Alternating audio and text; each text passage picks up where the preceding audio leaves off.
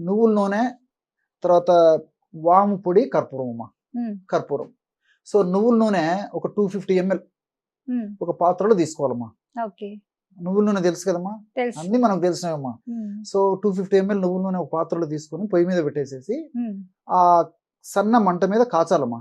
Okay, కొద్దిసేపటికి వేడైన తర్వాత కొద్ది కొద్దిగా పొగలు రావడం మొదలవుతుంది. ఉమ్, ఎప్పుడైతే పొగలు రావడం మొదలవుతుందో అప్పుడు వామును పౌడర్ తయారు చేసి పెట్టుకోండాలమ్మా.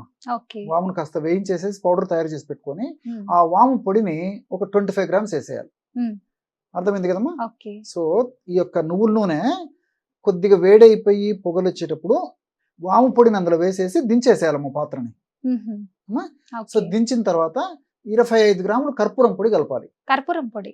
ఉమ్, కర్పూరం అంటే చాలా మందికి డౌట్ వస్తుందమ్మా. ఉమ్. రకరకాల కర్పూరాలు ఉంటాయి కదా, ఏ కర్పూరం అని చెప్పేసి డౌట్ అవును సార్, మీరు వస్తుంది చెప్తున్నారు నిజమే. ఉమ్, అమ్మా. సో మన ఇంట్లో ఏ కర్పూరం ఉంటే అదమ్మా, హారతి కర్పూరం కానీ ఉంట కర్పూరం కానీ సర్వసాధారణంగా ఇవే ఉంటాయి. ఉమ్, ఇలాంటి కర్పూరాలు ఏ వాడకుండా సరిపోతుందమ్మా. ఓకే, సో కర్పూరం కూడా ఈజీగా పౌడర్ అయిపోతుందమ్మా. జస్ట్ అట్లా ఉమ్, అట్లా చేతుల తర నలిపేస్తే పౌడర్ అయిపోతుంది. ఉమ్, ఆ పౌడర్ ఒక 25 grams అందులో ఓకే. వేసేసి మూత పెట్టేసేయాలమ్మా. ఉమ్, కొద్దిసేపటికంతా ఈ కర్పూరం కూడా ఆయిల్లో కరిగిపోతుంది.